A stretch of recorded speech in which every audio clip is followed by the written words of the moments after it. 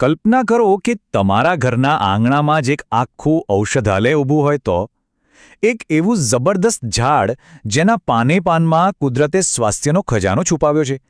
કયું હશે? ના ના, આ કોઈ કાલ્પનિક વાત નથી હો. આ એ જ ઔષધિ છે જેનો ઉપયોગ આપણા વડવાઓ સદીઓથી કરતા આવ્યા છે. ચલો આજે એના રહસ્યો પરથી પડદો ઉઠાવીએ. હા, તમે બિલકુલ સાચું સમજ્યા. વાત થાય છે આપણા કડવા લીમડાની. નામ ભલે કડવું હોય, પણ એના ગુણ તો અમૃત જેવા છે. આને ખાલી પાન ન સમજતા, આ તો સારા સ્વાસ્થ્યની ચાવી છે.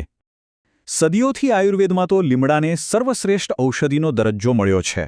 અને હવે તો જુઓ, આધુનિક વિજ્ઞાન પણ એના એન્ટીબેક્ટેરિયલ અને એન્ટીફંગલ ગુણધર્મોને માની રહ્યું છે.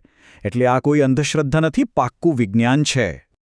તો ચાલો હવે સીધા મુદ્દા પર આવીએ અને સમજીએ કે આ ચમત્કારિક પાન આપણા શરીરને અંદરથી કેવી રીતે સાફ અને તંદુરસ્ત બનાવે છે. લીમડાનો સૌથી મોટો અને કદાચ સૌથી જાણીતો ફાયદો છે લોહીનું શુદ્ધિકરણ. વિચાર તો કરો, દરરોજ સવારે ખાલી પેટે માત્ર 10 પાન ચાવવાથી એ લોહીમાં રહેલા બધા કચરાને, ઝેરને ફિલ્ટર કરી નાખે છે. એટલે કે એ લોહીમાંથી ઝેરી તત્વોને બહાર ફેંકી દે છે. અને સ્વાભાવિક છે, જ્યારે લોહી અંદરથી સાફ હોય ને, તો એની ચમક ચહેરા પર દેખાયા વગર રહે જ નહીં. અને વાત અહીં જ નથી અટકતી. ડાયાબિટીસના દર્દીઓ માટે તો લીમડો જાણે એક વરદાન જેવો છે. એ કુદરતી રીતે જ બ્લડ શુગરને કંટ્રોલ કરવામાં ગજબની મદદ કરે છે. પણ કેટલા? એ યાદ રાખવું બહુ જરૂરી છે. રોજ સવારે ફક્ત 2 થી 4 કુમળા પાન, બસ આટલું જ. આ નાનકડો નિયમ મોટા ફાયદા કરાવી શકે છે. લીમડો આપણી રોગ પ્રતિકારક શક્તિ માટે એક બોડીગાર્ડ જેવું કામ કરે છે. એ શરીરમાં ફરતા નુકસાનકારક ફ્રી રેડિકલ્સ એટલે કે દુશ્મનો સામે લડીને આપણને નાની મોટી બીમારીઓથી બચાવે છે.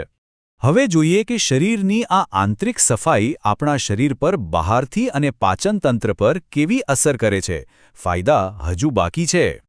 જુઓ, લીમડાના ફાયદાઓની લિસ્ટ કેટલી લાંબી છે.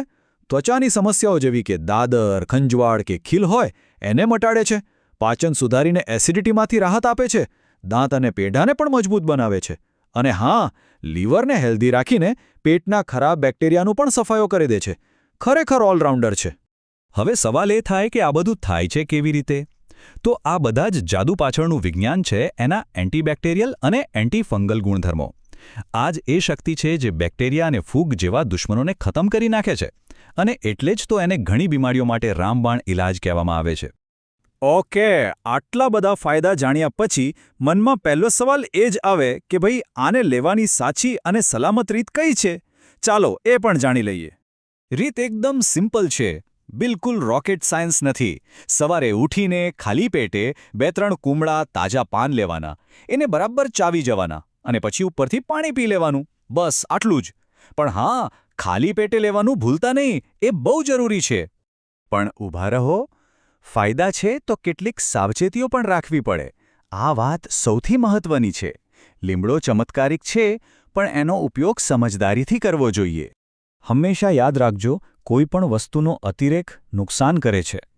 લીમડાનું વધુ પડતું સેવન કિડનીને નુકસાન કરી શકે છે. બીજું, સગર્ભા સ્ત્રીઓ અને નાના બાળકોએ તો એનું સેવન બિલકુલ જ ન કરવું જોઈએ. આ વાત ખાસ ધ્યાનમાં રાખવા જેવી છે. તો અંતમાં એક વિચાર આવે છે.